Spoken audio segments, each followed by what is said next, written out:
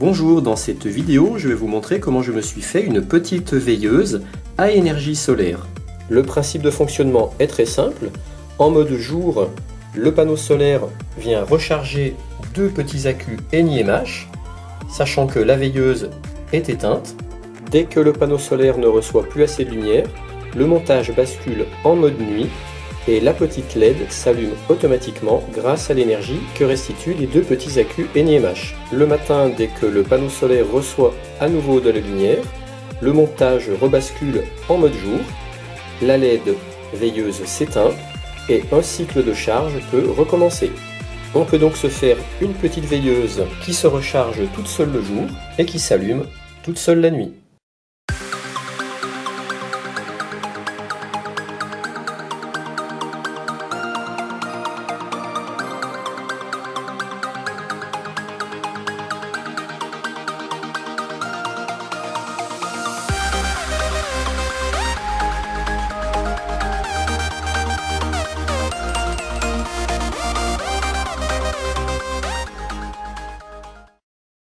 Là, j'ai forcé l'éclairage de la LED, parce que j'ai de l'éclairage dans la pièce, normalement ma LED devrait être éteinte, mais je l'ai forcé pour que vous puissiez voir la puissance de la LED.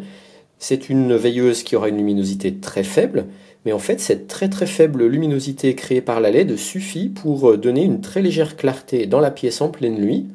Ce montage pourrait servir dans une chambre, par exemple pour un enfant qui aurait peur du noir, ou tout simplement pour pouvoir se lever la nuit sans avoir à éclairer. Puisque la lumière émise par la LED est tellement faible que ça n'empêche pas quelqu'un de dormir, mais par contre ça produit suffisamment de luminosité pour pouvoir se déplacer dans une pièce sans avoir à l'éclairer. Alors par contre, je veux tout de suite préciser que ce montage, c'est plus une expérience ludique qu'un montage sérieux et fonctionnel, parce que la façon dont je vais recharger les accus ne se fera pas du tout dans les règles de l'art. Je vous explique pourquoi. Normalement, pour recharger des accus NiMH, il faut respecter un protocole. Le courant de charge doit être modulé et il doit être également rigoureusement contrôlé pour gérer la fin de charge. Dans ce montage, je ne fais ni l'un ni l'autre. Je vais me contenter d'envoyer dans mes accus un petit courant continu, sans modulation et sans contrôle de fin de charge. Alors si en théorie il ne faudrait jamais faire ça, ici en fait il n'y aura aucun danger. Pourquoi ? Parce que vous allez voir, le courant de charge il est vraiment tellement faible que les accus ne risquent pas de chauffer. Et parce que je vais utiliser des accus qui sont en fin de vie, c'est-à-dire des accus que mon chargeur refusait de recharger parce qu'ils sont considérés comme foutus, donc je ne risque pas de les endommager parce que de toute façon ils sont déjà théoriquement foutus. Et pourtant je vais quand même arriver à les recharger avec ce système. Alors concrètement, j'ai récupéré dans mon stock d'accus foutus deux petits accus NiMH AA, que mon chargeur refusait de recharger, il les considère comme bad, mais par contre il faut quand même qu'ils aient une petite tension résiduelle de au moins 1 volt. Voici maintenant la liste du matériel dont on va avoir besoin. Deux accus NiMH AA de 1,2 volts que l'on va considérer comme foutus, mais qui ont une tension résiduelle de encore au moins 1 volt. Un boîtier de piles AA, dans lequel on peut mettre au moins 2 piles. Une breadboard. Un ou deux petits panneaux solaires 6 volts. On peut également en utiliser deux en les branchant en parallèle, ainsi on récupérera 2 fois plus de courant pour la charge. Une diode 1N4001, deux transistors NPN BC547 dans mon cas, mais ça peut être d'autres transistors pourvu qu'ils soient NPN, deux résistances de 10K, une résistance de 100 ohms, une LED jaune et des fils Dupont. Voilà maintenant le schéma du circuit. Donc on retrouve tous nos différents composants. Ici nos deux accus NiMH branchés en série. Ici le panneau solaire, donc soit un, soit deux. Si on utilise deux panneaux solaires, il faut qu'ils soient tous les deux de même tension et il faut les brancher en parallèle pour augmenter le courant de recharge.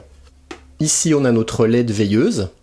Ici on a nos deux transistors BC547 avec nos deux résistances de 10K, la résistance de 100 ohms et la diode. Alors maintenant voyons comment ça marche. En mode jour, le panneau solaire reçoit de la lumière, il va produire du courant. Ce courant va passer à travers la diode pour aller recharger les deux accus NiMH. Donc le plus relié avec le plus et le moins avec le moins. Alors pourquoi une diode ? Eh bien c'est pour éviter qu'en mode nuit, quand le panneau solaire ne reçoit plus la lumière, c'est pour éviter que les accus se redéchargent en envoyant leur courant à travers le panneau solaire. Donc là, le courant ne peut passer que dans un sens, il ne peut pas passer dans l'autre grâce à la diode. Donc je disais, en mode jour, le panneau solaire reçoit de la lumière, il produit du courant qui passe à travers la diode qui va recharger les accus, mais en même temps, on retrouve un petit courant qui vient passer à travers cette résistance de 10K, qui vient alimenter la base de ce transistor, qui va devenir passant. En devenant passant, la tension à ce point-là va s'abaisser quasiment à 0 volts, et du coup ça va bloquer ce transistor, puisque la base de ce transistor n'aura pas de tension, donc ce transistor sera bloquant, donc ça veut dire que notre LED sera éteinte, et c'est bien ce qu'on veut. En mode jour, quand le panneau solaire reçoit de la lumière et recharge les accus, on veut bien que notre LED veilleuse soit éteinte. Par contre, quand on va basculer en mode nuit, c'est-à-dire quand le panneau solaire ne recevra plus de lumière, la base de ce transistor ne sera plus alimentée, puisqu'on n'aura plus de courant qui arrive ici, donc ce transistor va devenir bloquant.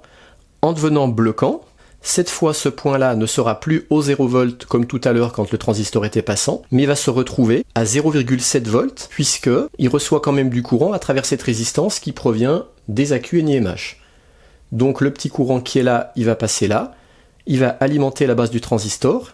Cette fois, le transistor va devenir passant, et du coup, la LED va pouvoir s'allumer à travers cette résistance de 100 ohms. Alors, ce que j'ai oublié de préciser tout à l'heure, c'est qu'en mode jour, le courant qui provient des accus NiMH va quand même également traverser cette résistance de 10K, ensuite traverser ce transistor, mais ce point-là, il sera bien au 0 volt, puisque ce transistor étant passant, on aura quasiment du 0 volt à cet endroit-là.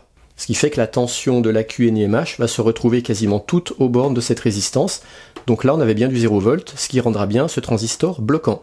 Alors pourquoi j'utilise deux transistors alors qu'en théorie un seul en mode porte-non aurait pu suffire? C'est pour consommer moins de courant en mode jour, parce qu'en mode jour, le courant ici vient traverser une résistance de 10K, alors que si j'avais qu'un seul transistor, en mode jour, le courant viendrait traverser une résistance de 100 ohms.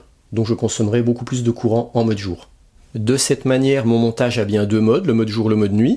En mode jour, le panneau solaire recharge les accus NiMH et éteint la veilleuse, grâce au petit courant qui est ici. Et en mode nuit, le panneau solaire ne bloque plus l'allumage de la veilleuse, et les accus se redéchargent en venant allumer automatiquement la veilleuse, tant que le montage reste en mode nuit, c'est-à-dire tant que le panneau solaire ne reçoit aucune lumière. Je suis en mesure de milliampères. J'ai intégré l'ampèremètre dans mon circuit, donc dans le courant produit par le panneau solaire, et on voit que pour l'instant j'ai un tout petit courant de charge de 1,6 mA. Donc pour l'instant je n'ai pas le soleil qui donne directement sur le panneau solaire. Donc ça veut dire que pour l'instant je recharge très faiblement les accus, de moins de 2 mA par heure. La LED est éteinte, c'est normal, puisque pour l'instant j'ai un petit courant. Vous voyez, si j'enlève le courant de charge, la LED se rallume, elle rebascule en mode nuit. Et en plein soleil, j'ai une recharge de 35 mA. Ça, c'est les courants de charge avec un seul panneau solaire. Mais vous voyez, c'est des courants tellement faibles que même avec deux panneaux solaires en parallèle, il n'y a vraiment aucun risque de faire exploser nos accus. Après rapide calcul, dans mon cas, vu que j'ai le soleil qui vient frapper mes panneaux solaires directement pendant 2 à 3 heures par jour, en cas de beau temps bien sûr, et que tout le reste du temps, c'est comme aujourd'hui, c'est-à-dire c'est une lumière indirecte, ça veut dire qu'en gros j'ai à peu près 2 heures à 35 mA de recharge, ce qui représente à peu près 70 mA, et puis le reste de la journée, j'ai à peu près 6 heures de recharge à 2 mA, ce qui fait 12 mA, et 4 heures de recharge à peu près à 1 mA, ce qui fait 4 mA, donc au total j'arrive à peu près à 90 mA de recharge. Et bien ça suffit largement, parce que dans mon montage en mode nuit, comme j'ai une résistance de 100 ohms avec ma LED jaune, j'ai mesuré une consommation de courant de seulement 2 mAh. Comme ce montage va être en mode nuit entre 8 et 10 heures par jour, mettons 10 heures, et bien 10 heures à 2 mA, ça fait seulement 20 mA de consommation pendant la nuit. Donc j'ai même un excédent de charge, puisque la journée, en cas de soleil, j'ai à peu près 90 mA de recharge, et la nuit, 20 mA de décharge, donc ça me fait un excédent de 70 mA pour les journées ensoleillées. Alors ce que je conseille, si vous voulez faire cette expérience, c'est de placer votre dispositif à l'endroit de la pièce où la journée il y a le plus de lumière, de façon à quand même recharger un minimum vos accus, parce que sinon, si le soleil ne vient jamais frapper directement vos panneaux solaires, vous risquez d'avoir un courant de charge peut-être même inférieur à 20 mA, c'est-à-dire inférieur à la consommation que vous allez tirer pendant la nuit. Donc peut-être qu'au bout d'un moment, vos accus se déchargeront complètement et que votre montage ne fonctionnera plus. Ou tout au moins que la LED ne restera pas allumée toute la nuit en mode veilleuse. Donc ça, c'est des mesures avec un panneau solaire, mais forcément, si on en met deux, au lieu d'avoir une production de courant de 90 mA par jour, on est susceptible d'avoir presque le double, donc c'est-à-dire une production de 180 mA de recharge par jour. Et autre petite information, en utilisant deux panneaux solaires, j'ai pris mon voltmètre, je suis venu mesurer le matin, après toute une nuit de veilleuse, la tension aux bornes de mes deux accus. J'avais 2,28 volts. Et puis je suis venu remesurer la tension après ma journée de charge, et j'avais cette fois 2,56 volts. Donc j'ai bien rechargé mes accus de 0,28 volts, ce qui suffit pour assurer mon cycle de décharge d'une nuit. Et je le redis, c'est plus un montage à titre d'expérience ludique, à prendre en s'amusant avec du solaire. Après, rien ne vous empêche d'améliorer ce montage pour en faire un qui serait plus performant et plus sécure. Et maintenant, regardez, le montage avec ces panneaux solaires, il est en fait très très sensible. Je suis dans la nuit, la LED veilleuse est allumée. J'éclaire ma lampe de chevet, qui est à 4 mètres. C'est une lampe pierre à sel. Donc du coup ça éteint ma LED veilleuse, et le simple fait de passer comme ça ma main devant la lampe, regardez, hop, ça fait réagir la LED veilleuse qui s'allume. Donc c'est vraiment très sensible. Et ça c'est grâce au panneau solaire.